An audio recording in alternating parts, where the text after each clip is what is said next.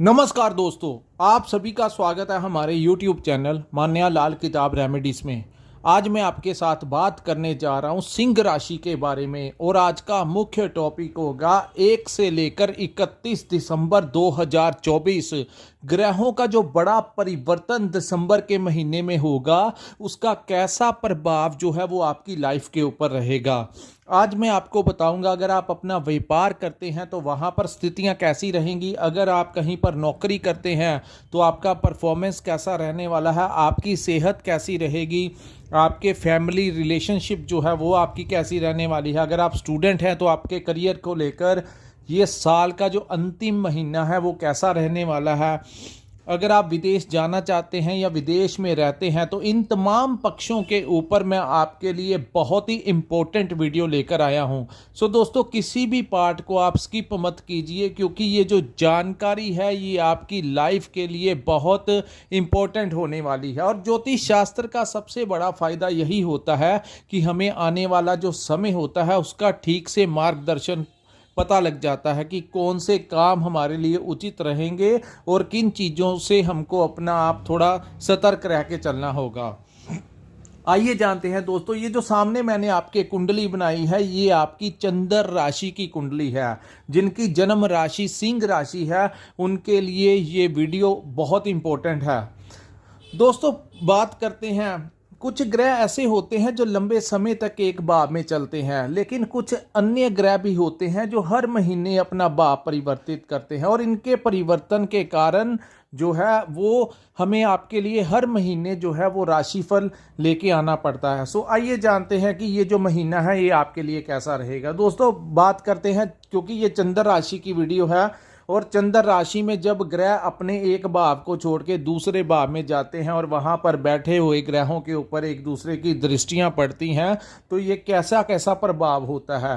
चंद्र राशि की बात करते हैं तो चंद्रमा की सबसे पहले बात करते हैं। दोस्तों, 70 to 80% जो होता है, सबसे ज्यादा प्रभाव अगर किसी ग्रह का देखने को मिलता है तो वो चंद्रमा का होता है।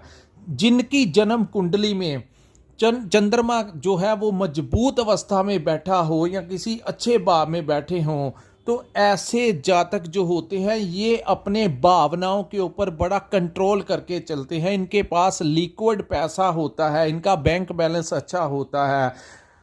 ये अपने मन की अवस्था के ऊपर अपना कंट्रोल कर लेते हैं, ये जल्दी भावनाओं में नहीं बहते। तो अगर आपका चंद्रमा मजबूत है तो ये आपके साथ ऐसा होगा, लेकिन अगर चंद्रमा ही खराब हो तो दोस्तों अन्य ग्रहों की बदौलत, क्योंकि चंद्रमा का मन के ऊपर सबसे ज्यादा प्रभाव होता है, तो ऐसे जातक जो होते हैं वो भावनाओं में बहकर जिंदगी में कुछ भी गलत कार्य कर लेते हैं, जिसके बाद ना तो वो ज्यादा लिक्विड पैसा उनके पास ठहर सकता है और ना ही वो अपने मन की इनके ऊपर अगर संघर्ष का समय आ जाए तो ये थोड़ा भयभीत हो जाते हैं जिनका चंद्रमा खराब होता है। लेकिन चंद्रमा ही एक ऐसा ग्रह है जिसको जानने के लिए आपकी जन्म कुंडली देखनी होगी कि जब आपका जन्म हुआ था तो चंद्रमा किस भाव में बैठे थे, और हर 2.25 दिन के पश्चात चंद्रमा अपना भाव बदल जाते हैं। इसलिए इससे ज्यादा हम इस वीडियो में इससे ज़्यादा इलेबोरेट नहीं कर पाएंगे। उसके बाद हम बात करते हैं दोस्तों द्वितीय भाव में बैठे केतु ग्रह के बारे में। केतु जो है ये आपके धन भाव में बैठे हैं और इसको वाणी का भी भाव कहा जाता है। यहाँ पर अब गुरु की दृष्टि जो है वो केतु के ऊपर वक्र दृष्टि पड़ने से यहाँ पर आपके लिए कोई ना कोई मल्टीपल चॉइस से आपके रास्ते खुल सकते हैं पैसे के, यानी कि जो काम आप करते हैं उसके अलावा कोई और काम से भी आपको आमदन वो दिला सकते हैं। लेकिन जो आप करें उसके लिए सोच समझ कर इन्वेस्टमेंट कीजिए, क्योंकि अगर तो आपकी जन्म कुंडली में केतु किसी अच्छे भाव में बैठे हैं तो यहाँ पर वो आपके लिए अच्छा करेंगे, लेकिन अगर वो किसी खराब भाव में बैठे हैं तो थोड़ा सा आपको संभल कर चलना होगा। कई बार ये गलत साइड पर आपकी इन्वेस्टमेंट करवाकर वहां पर दिक्कत देते हैं। इस समय जो अवस्था है, क्योंकि गुरु की दृष्टि केतु के ऊपर है, तो काफी हद तक यहां पर केतु जो है वो आपको धन का लाभ देते हुए नजर आएंगे। लेकिन यहां पर दोस्तों केतु, इसको वाणी के भी स्वामी कहा जाता है, तो वाणी के स्वामी होने के कारण यहाँ पर थोड़ा सा आपको बच के रहना होगा। एक तो आपको गाली गलोच नहीं करनी, कू शब्दों का इस्तेमाल नहीं करना, क्योंकि राहु और केतु जो है वो राक्षसी ग्रह है। इसके कारण यहाँ पर जब केतु आते हैं तो आपने देखा होगा 1 साल से सिंह राशि के जो जातक है जब भी किसी से बात करते हैं तो थोड़ा उग्र हो जाते हैं और कुछ कई बार ऐसी बात कर देते हैं जिससे आपका रिश्ता जो है, चाहे वो आपका मित्र हो, चाहे वो आपके पारिवारिक रिलेशन हो, चाहे जहां पर आप अपना दुकान फैक्ट्री चलाते हैं वहां पर आपके एम्प्लॉयज हों या आपके कस्टमर्स हों, तो कई बार वो यहाँ पर आपकी मुख से जबरदस्ती कुछ ऐसे शब्द निकलवा देता है।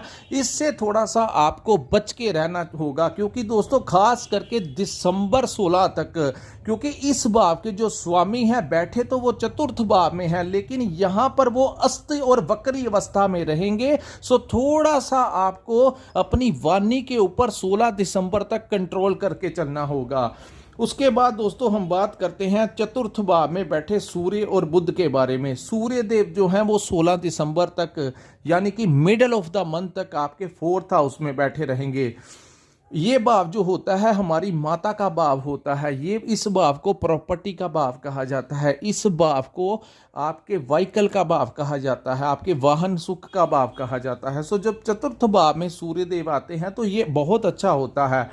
लेकिन यहाँ पर क्योंकि ये अग्नि तत्व के ग्रह हैं, आपको आपकी माता की सेहत का थोड़ा सा ध्यान रखना होगा, खास करके 15 दिसंबर तक जब तक सूर्य यहाँ से निकल नहीं जाते तो उनके आपकी माता की हेल्थ के ऊपर कोई ना कोई खर्च हो सकता है। दूसरा, इस भाव को प्रॉपर्टी का भाव कहा गया है। दोस्तों इस भाव के जो स्वामी मंगल हैं वो नीच राशि में चल रहे हैं, और दूसरा ये दिसंबर महीने में भी वक्री अवस्था में रहेंगे। सो थोड़ा सा आप जो लोग प्रॉपर्टी बेचना चाहते हैं या नई खरीदना चाहते हैं उनके सामने अपॉर्चुनिटीज तो आएंगी, लेकिन बड़ा सोच समझ के आपको चलना होगा। कहीं ऐसा ना हो जाए कि जो घर आप लेना चाहते हैं या जो प्रॉपर्टी आप लेना चाहते हैं तो आप जल्दी जल्दी वो खरीद लें, लेकिन बाद में आपको ऐसा पता चले कि ये जो मैंने प्रॉपर्टी खरीदी है ये कोई हमें महंगे दाम में बेच गया। बाद में आपको थोड़ी परेशानी होगी, क्योंकि थोड़ा ही देर आपको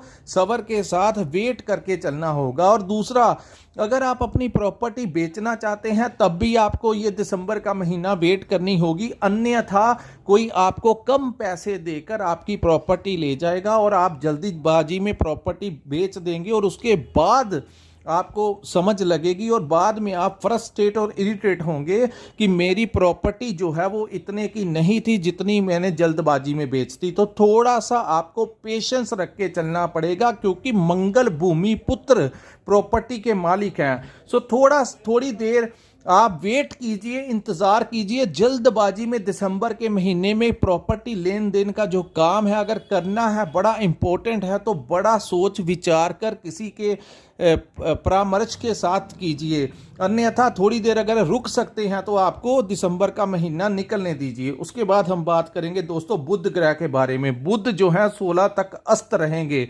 जैसा कि मैंने कहा आपके धन भाव के स्वामी हैं, तो यहाँ पर अस्त होने की वजह से अगर आप कोई अपना काम करते हैं तो आप देखेंगे कि मेहनत आपकी बढ़ेगी, लेकिन आमदन में थोड़ा सा आपको उतना नहीं, एफर्ट ज़्यादा आपको करना पड़ेगा, लेकिन मिला जुला सा ही असर होगा। और ख़ास करके दोस्तों बुध भी प्रॉपर्टी के भाव में बैठे हैं, और किसी भी प्रकार के डॉक्यूमेंट्स के ऊपर अगर साइन करने हैं तो पूरे कागजात को पढ़ने के पश्चात ही सिग्नेचर करना, अन्यथा जल्दबाजी में सिग्नेचर मत करना। ऐसी गलतियां तब होती हैं जब बुध अस्त होते हैं, तो इनको कागजात के साथ, पेपर वर्क के साथ बुध का अधिकार है, तो आपने थोड़ा सा इस काम के लिए थोड़ा सतर्क रह के चलना है। दोस्तों हमारा कार्य है आपका मार्गदर्शन करना, उसके बाद आप क्या करते हैं ये आपके ऊपर निर्भर करता है, कर्म आपने करना है। उसके बाद दोस्तों यहां पर हम बात करेंगे 16 के पश्चात सूर्य देव जो हैं वो आपके पंचम भाव में गोचर करेंगे। तो यहाँ पर आपके जब पंचम भाव में गोचर होगा और गुरु की राशि में ये गोचर होगा तो यहाँ पर क्या होगा दोस्तों, संतान प्राप्ति के प्रबल योग बनेंगे। आपकी करियर के लिए नए नए अवसर आपके पास आएंगे। उसके पश्चात यहाँ पर मैनेजमेंट के अगर हम बात करें तो हर प्रकार की परिस्थिति को, क्योंकि आपके लगन भाव के स्वामी आपके पंचम भाव में आएंगे, सूर्य पूरे महीने आपको अच्छा रिजल्ट देंगे। चतुर्थ भाव में जब सूर्य बैठते हैं तो यहाँ पर वो अपना रिजल्ट अच्छा देंगे। सूर्य को ग्रहों का राजा कहा जाता है। सो प्रॉपर्टी वाले वो चीजें आएंगी और यहाँ पर आपके लिए वो वाहन सुख दे सकते हैं। यहाँ पर जब सूर्य आते हैं तो किसी ऐसे व्यक्ति के साथ मुलाकात करवा के जाते हैं जो राजनीतिक में बहुत बड़ा लेवल रखता हो या किसी प्रशासन में या समाज में कोई बड़ा प्रतिष्ठित व्यक्ति हो, उसके साथ ऐसा लिंक निकलवा के जाते हैं जो आगे चलकर आपके काम आता है और आपको वो आर्थिक लाभ भी दे सकता है। उसके बाद सूर्य पंचम भाव में जब आएंगे तो आपके करियर के लिए नई अपॉर्चुनिटीज आएंगी। स्टूडेंट्स के लिए जो स्टडी करते हैं उनके लिए कोई इम्तिहान है तो उनको बड़ा अच्छा रिवार्ड जो है वो मिल सकता है। अगर आपका कोई कंपटीशन है उसमें आपको सक्सेस मिलेगी, क्योंकि आपकी राशि के स्वामी पंचम भाव में आएंगे तो आपकी मैनेजमेंट बड़ी ज़बरदस्त करवाएंगे। सो हर प्रकार की पंचम भाव जो होता है हमारी मैनेजमेंट का भी भाव होता है। तो आप अगर अपना व्यापार करते हैं वहां पर भी अपनी परिस्थितियों को कैसे मैनेज करना है, सिंह राशि वाले बहुत अच्छे से मैनेज कर पाएंगे। दूसरा, जहां पर आप नौकरी करते हैं वहां पर आपकी राय ली जाएगी। वहां पर आप अपने एम्प्लॉयज़ को, अगर आप कहीं पर बॉस हैं, सीनियर हैं, तो अगर आप किसी कंपनी में भी काम करते हैं तो वहां पर भी आप अपने कंपनी में मैनेज बहुत अच्छा कर लेंगे। हर कार्य को, किसी भी प्रकार का जो कार्य होगा उसको मैनेज करने में सिंह राशि वाले बड़े सक्षम हो जाएंगे इस महीने के 16 दिसंबर के पश्चात का जो समय होगा।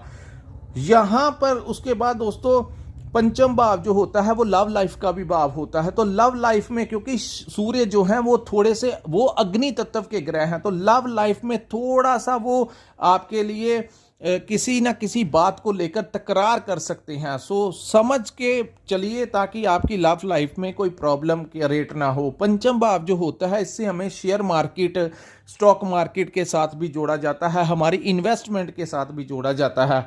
तो यहाँ पर दोस्तों आप लोगों को ये, क्योंकि आपकी राशि के स्वामी है तो शेयर मार्केट से आपको अच्छा लाभ हो सकता है। जिन लोगों ने पुराना पैसा शेयर मार्केट में इन्वेस्ट किया है, स्टॉक मार्केट में लगाया है, अचानक से दाम बढ़ सकते हैं और आपको वहाँ पर आर्थिक फायदा जो है सूर्य देव दे सकते हैं।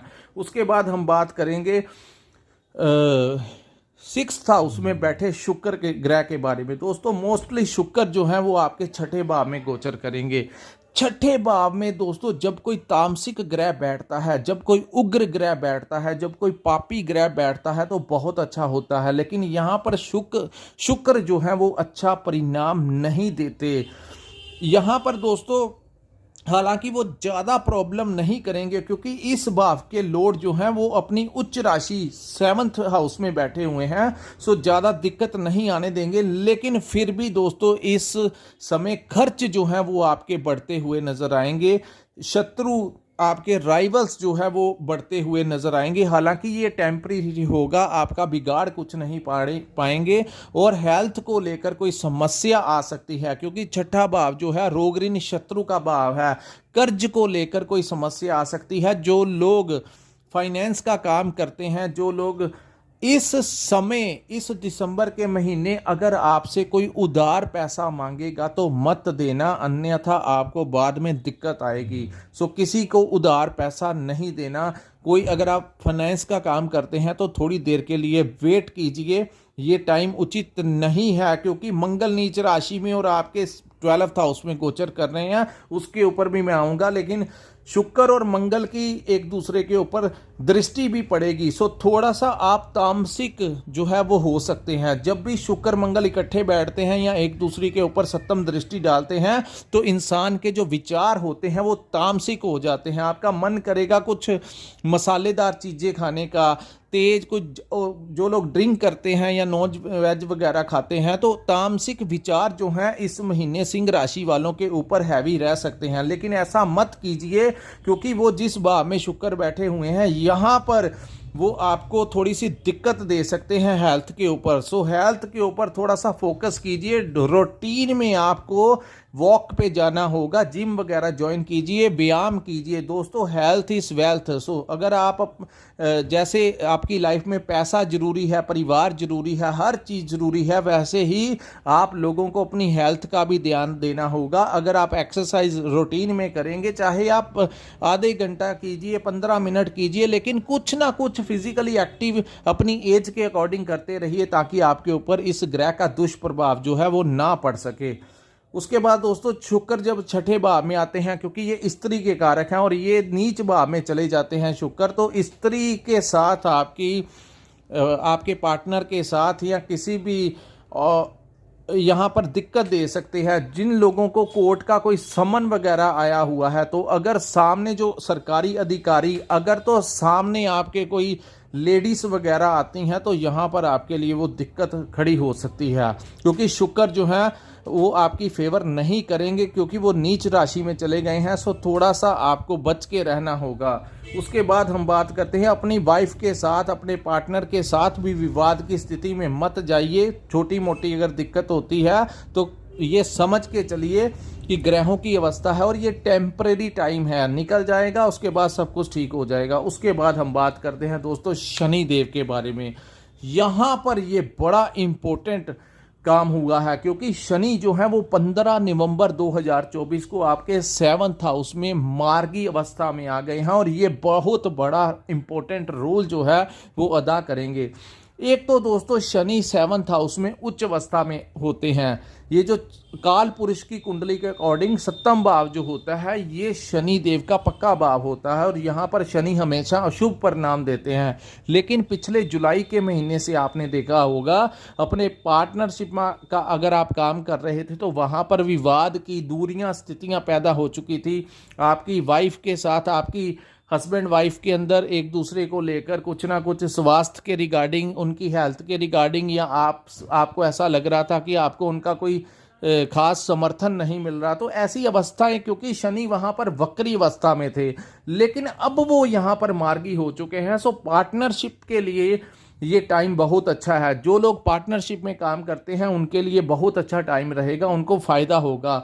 दूसरा, जिन लोगों की शादी विवाह नहीं हुआ, यहाँ पर वो आपके लिए योग खोलेंगे, और आपको आपकी जो मैरिज पार्टनर है उसका पूरा समर्थन इस समय आपको मिलता हुआ नजर आएगा। वो आपको एडवाइस भी करेंगे और आपके कामों में आपकी हेल्प भी करेंगे, और परिवार में बहुत अच्छा माहौल जो है शनि यहाँ पर पैदा करेंगे। सो बहुत अच्छा शनि का विदेश के शनि जो है जब 7वें भाव में आते हैं, तो विदेश के साथ भी आपका टाई अप करवाते हैं। सो मल्टीनेशनल कंपनी में काम कर रहे लोगों को यहाँ पर वो फ़ायदा दिलवा सकते हैं। यहाँ पर वो बहुत चीज़ों में आपके लिए शनि जो है वो फेवर करेंगे।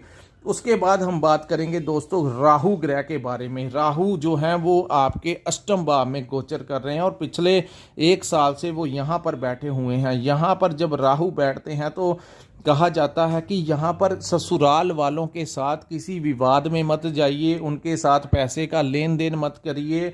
हालांकि यहाँ पर वो आपको पैतृक संपत्ति दिला सकते हैं। इस भाव में बैठे राहु ज़्यादातर अच्छा परिणाम नहीं देते, लेकिन यहाँ के जो स्वामी हैं वो कर्म भाव में चले गए हैं, केंद्र में आ गए हैं। सो राहु ज़्यादा यहाँ पर आपका बिगाड़ कुछ नहीं पाएंगे, लेकिन वो सडनली कोई ना कोई फ़ायदा दे सकते हैं। रिसर्च के क्षेत्र में काम कर रहे लोगों को अच्छा फ़ायदा मिलेगा। दोस्तों यहाँ 8वें भाव में राहु के अशुभ प्रभावों को कम करने के लिए, एक तो आपके जो इलेक्ट्रॉनिक्स का सामान आपके घर में पड़ा हुआ है उसको रनिंग में रखिए, उसको बंद मत होने दीजिए। अगर आपके घर में कोई वॉच पड़ी हुई है, कोई हैंड वॉच पड़ी हुई है, कोई क्लॉक है, कोई मशीन है, आपका मोबाइल का कवर तक, गार्ड तक भी टूटने मत देना, नहीं तो राहु फिर आपको परेशान करेगा। और अपने घर के टॉयलेट और अपने घर की जो छत और सीढ़ियां हैं इनको बिल्कुल साफ रखना, ताकि राहु 8वें भाव में बैठकर आपको ज़्यादा परेशान मत कर सके। और यहाँ पर परेशानी ज़्यादातर उनको होगी जिनके ऊपर इस समय राहु की महादशा या अंतरदशा चल रही है। और बाकी अन्य ग्रहों की अच्छी अवस्था होने के कारण यहाँ पर राहु जो है वो ज़्यादा आपका कुछ बिगाड़ नहीं पाएंगे। सो फिर भी आप अपने आप को साफ सुथरा रखिए। घर में जो वेस्टेज पड़ा हुआ है, खास करके इलेक्ट्रॉनिक्स का जो सामान बंद पड़ा हुआ है, उसको रिमूव कीजिए, तो आपके लिए यहाँ पर वो अच्छा रहेगा। उसके बाद हम बात करेंगे आपके गुरु ग्रह के बारे में। दोस्तों, गुरु जो हैं आपके 10वें भाव में बैठे हुए हैं और पिछले मई महीने से देखा होगा काम में बहुत उतार चढ़ाव भी आए होंगे जब से मई 2024 का समय आया, क्योंकि कर्म भाव में जब गुरु बैठते हैं तो ये भाव जो होता है शनि देव का भाव होता है। तो यहाँ पर गुरु क्या कर रहे थे आपके साथ दोस्तों? यहाँ पर आपके कहा जाता है कि यहाँ पर इंसान अगर चाहता है कि आपको अच्छे रिजल्ट मिले तो अपने काम तक ही सीमित रखिए, किसी दूसरे के साथ इन्वॉल्व होने की कोशिश मत कीजिए। यहाँ पर कहा जाता है कि जब गुरु 10वें भाव में आते हैं तो इंसान को थोड़ा सा सिर्फ और सिर्फ अपने बारे में ही सोचकर आगे बढ़ना होगा। जैसे ही वो दूसरों के बारे में सोचेगा तो उसको यहाँ पर शनि ट्रबल दे देंगे। सो अगर आप चाहते हैं कि 10वें भाव में बैठे गुरु आपके लिए कोई ज़्यादा नुकसान ना करें तो आपको सिर्फ अपने रास्ते ही बनाने होंगे, अपने बारे में सोचना होगा और फोकस करके आगे बढ़ना होगा। अपने आप तक सीमित रहिए, किसी को कुछ मत बताइए। आप अपने काम के बारे में पहले से किसी को मत बताइए कि मैं ये वाला काम करने लगा हूं, क्योंकि केतु आपके धन भाव में बैठे हैं। सो पैसे से संबंधित कहाँ से आपको फायदा हो रहा है, कौन से आपकी कितनी इनकम हो रही है, तो उन चीज़ों को आपको हाइड करके चलना होगा। जैसे ही आप अपनी प्लानिंग पहले से ही डिस्क्लोज कर देंगे तो यहाँ पर वो आपका नुकसान करेंगे। सो आपको चाहिए कि शांत रहकर अपने आप तक सीमित रहकर आगे बढ़िए, ताकि गुरु यहाँ पर बैठे और केतु आपका कोई ज़्यादा नुकसान ना कर पाए। लेकिन फिर भी सिर्फ और सिर्फ जैसा मैंने आपको गाइड किया, अपने चाहे आप अपना व्यापार करते हैं, चाहे आप कहीं पर नौकरी करते हैं, कितना आप कमाते हैं, कितनी आपकी सैलरी आती है, किसी ये उचित टाइम नहीं होगा किसी के साथ डिस्कस करने का। तो ये आपके लिए अगर आप चाहते हैं कि टाइम ठीक रहे और आपकी आमदन में कोई दिक्कत ना आए तो किसी से कुछ नहीं बताना, शांत रहकर आगे बढ़िए। उसके बाद हम बात करते हैं दोस्तों मंगल ग्रह के बारे में। मंगल जो हैं दोस्तों, मंगल इस समय आपके नीच राशि में चल रहे हैं, 12वें भाव में चल रहे हैं। तो यहाँ पर खर्च जो है वो बढ़ा सकते हैं, यात्राएं आपको थोड़ी देर टालनी होंगी और ख़ास करके अगर आप विदेश जाना चाहते हैं तो आपको थोड़ी देर वेट करनी होगी। दिसंबर का महीना उचित नहीं होगा आपके डॉक्यूमेंट्स सबमिट करवाने के लिए या विदेश यात्रा के लिए ये टाइम उचित नहीं है। एक तो ये यहाँ पर बैठे हैं नीच के होकर, दूसरे विदेश के स्वामी जो शुक्र हैं वो भी छठे भाव में बैठे हैं। सो थोड़ा सा आप लोगों को अवेयर रहना है, यात्राएं जितनी टाल सकते हैं टालिए, अन्यथा मंगल यहाँ पे अच्छा प्रभाव नहीं देते। राहु की भी पंचम दृष्टि मंगल के ऊपर होगी। सो 12th हाउस जो है उसके परिणामों को आपको बड़ा अलर्ट रहकर निकालना होगा। 12th हाउस जो होता है हमारे खर्चों का भाव होता है, पैसा आएगा लेकिन किधर जा रहा है आपको समझ नहीं लगेगी। दूसरी बात, 12th हाउस जो होता है ये विदेश का भाव होता है। सो विदेश के लिए ये टाइम अच्छा नहीं है, और जो लोग विदेश में रहते हैं उन लोगों के लिए भी मैं कहना चाहता हूं कि आप अगर पीआर लेना चाहते हैं या ग्रीन कार्ड लेना चाहते हैं तो ये उचित समय नहीं है इमिग्रेशन में जाकर अपने डॉक्यूमेंट्स को उनको दिखाने का, क्योंकि यहाँ पर आपको वो सपोर्ट नहीं देने देगा। सो थोड़ा कार्य अपना डिले में डाल दीजिए, और जब जैसे ही परिवर्तन आपके शुभ भाव में होगा तो हम आपको गाइड कर देंगे। लेकिन फिर भी ये जो काम है, ये जो दिसंबर 2024 का महीना है ये उचित समय नहीं है विदेश की प्लानिंग करने का। ये जो लोग विदेश में रहते हैं उनको भी थोड़ा सा अलर्ट रह के चलना होगा। वहाँ पर अगर आप कहीं पर नौकरी करते हैं तो बॉस के साथ कोई बहस में मत पड़िए। दूसरा, अगर आप वहाँ पर व्यापार करते हैं तो बड़ा आपको ध्यानपूर्वक चलना होगा, किसी गलत जगह के ऊपर इन्वेस्टमेंट करके अपने पैसों को ख़राब मत कर देना। सो यहाँ पर आपको थोड़ा सा अपने क्रोध के ऊपर नियंत्रण रखना होगा। और भाइयों, क्योंकि मंगल जो है एक तो प्रॉपर्टी के स्वामी है, दूसरा भाइयों के कारक है, तो अपने बड़े भाई का आशीर्वाद लीजिए। और ये टाइम उचित नहीं होगा आपको अपनी सेविंग अपने पास रखने का, क्योंकि ये कहीं ना कहीं से आपकी सेविंग उड़ाने की पूरी कोशिश करेंगे। सो कोशिश कीजिए अपने पार्टनर के अकाउंट में ज़्यादा पैसे जो हैं वो आप ट्रांसफ़र कर दें, थोड़े बहुत पैसे जो हैं वो अपने पास रखें, ताकि मंगल का दुष्प्रभाव जो है वो सिंह राशि के जातकों के सेविंग अकाउंट के ऊपर ना पड़े। ये बहुत बड़ा उपाय मैंने आपको दे दिया कि ये ऐसा अगर करेंगे तो ठीक रहेगा। सो दोस्तों, ये है ओवरऑल दिसंबर का महीना सिंह राशि वालों के लिए कैसा रहने वाला है। अगर आपको ये वीडियो अच्छा लगा हो तो कृपया इस वीडियो को लाइक कीजिए, हमारे चैनल को सब्सक्राइब कीजिए और नीचे कमेंट करके जरूर बताइए कि आपको वीडियो कैसा लगा। और अगर आपने अपनी कुंडली का विश्लेषण करवाना होगा तो स्क्रीन के ऊपर जो नंबर दिया है वहां पर आप हमारे साथ संपर्क करके अपनी कुंडली का पूर्ण विश्लेषण करवा सकते हैं। इसी के साथ इस वीडियो को मैं विराम लगाता हूं। नमस्कार, जय माता दी।